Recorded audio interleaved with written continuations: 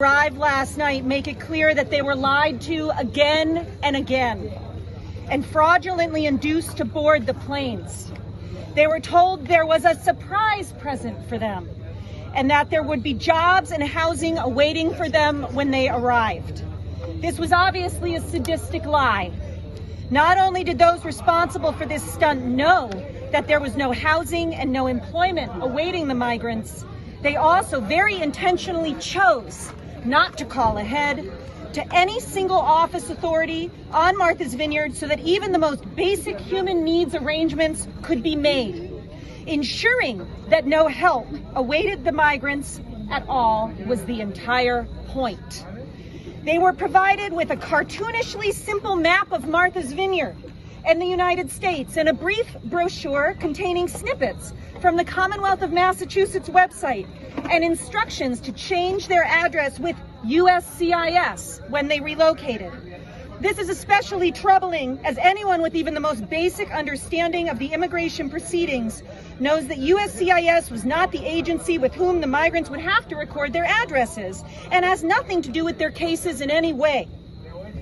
It is clear that this was an intentional attempt to ensure that these migrants were removed in absentia when they failed to change their address with the proper agency. This was a purposeful derailment designed to prevent people from complying with federal immigration policies. This is problematic because the state should not be interfering with federal immigration policy. Before they boarded the planes, the migrants were processed by agents of the Department of Homeland Security, who listed falsified addresses on the migrants' paperwork. Agents apparently chose random homeless shelters all across the country, from Washington to Florida, to list the migrants' mailing addresses, even when told by the migrants that they had no address in the U.S. According to the paperwork provided to them, the migrants are required to check in with ICE office nearest to the fake address chosen for them by DHS or be permanently removed from the United States, with some required to check in as early as this coming Monday. It could not be clearer that this is an attempt to ensure that these people are ordered removed, even as they try as hard as they can to comply with the instructions provided to them. There is no other reason to list as someone's mailing address a homeless shelter in Tacoma, Washington, when they ship him to Massachusetts. It is sickeningly cruel, throwing obstacles in the way of people fleeing violence and oppression, some of whom walked through 10 countries in the hopes of finding safety. It is shameful and inhuman. Many of these victims were deprived of medical care despite clear existing injuries. These are human beings who were deprived of basic human rights.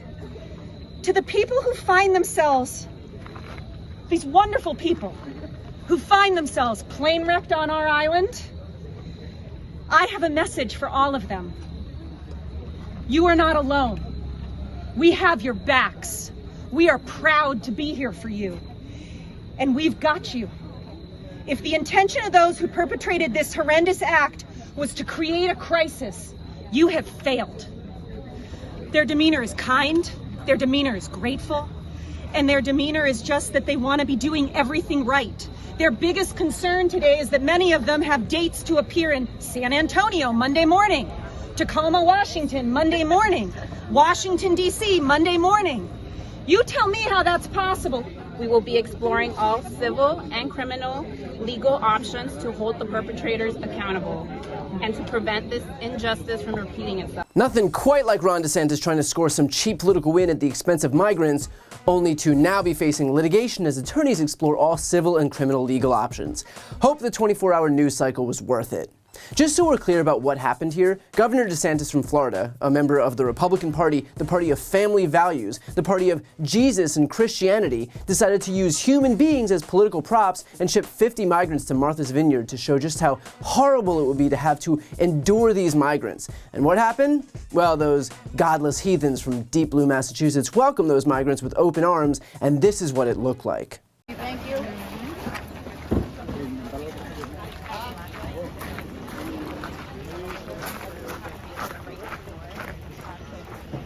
So yeah, Maybe all those folks cheering on the use of migrants as political props who have the word Christian in their Twitter bios should probably take note.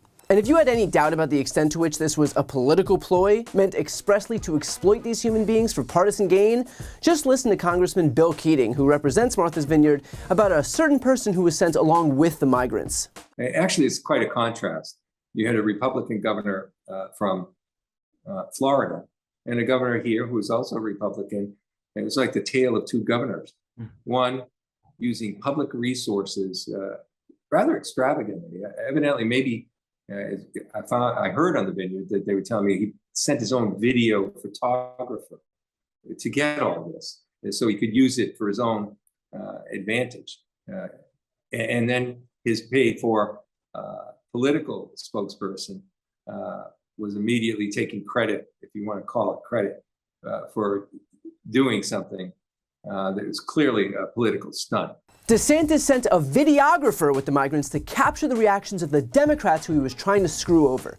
If there was any doubt about the extent to which this stunt was solely intended to hurt everyone involved, from the migrants themselves to the residents who received them, that should be put to rest. But remember, pro-life. Consider too, Republicans will say, see how mad you're getting? And this is just 50 migrants, imagine thousands.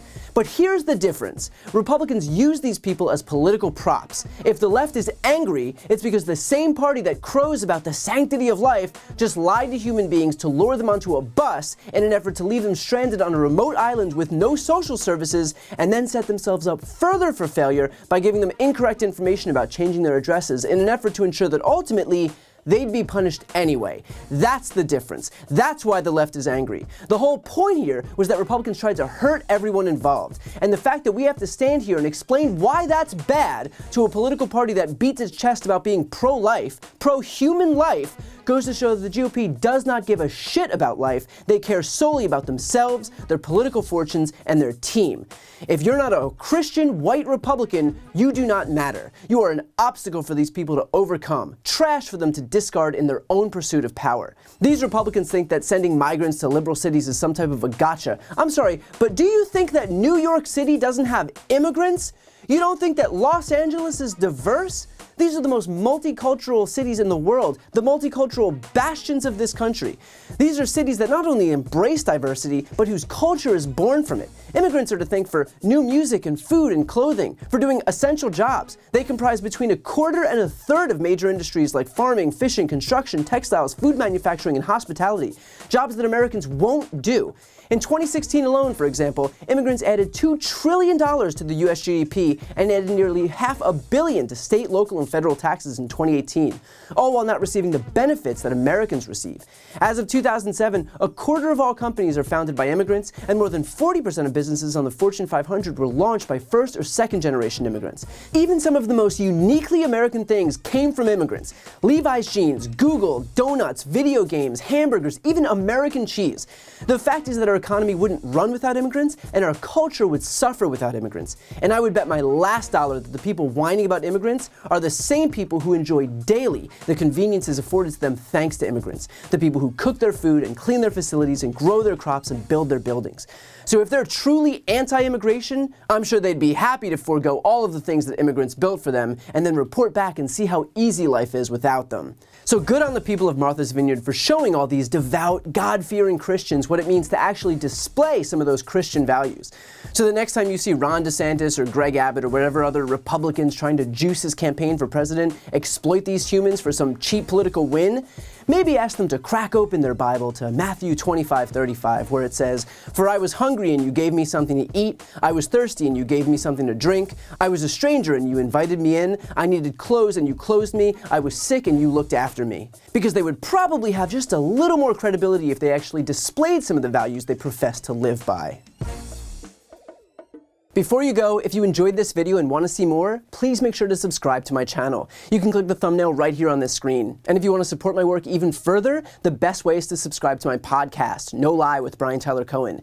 There you can check out my interviews with major players in the world of politics, including President Biden, Vice President Kamala Harris, Pete Buttigieg, Elizabeth Warren, Katie Porter, Jamie Raskin, and so many more.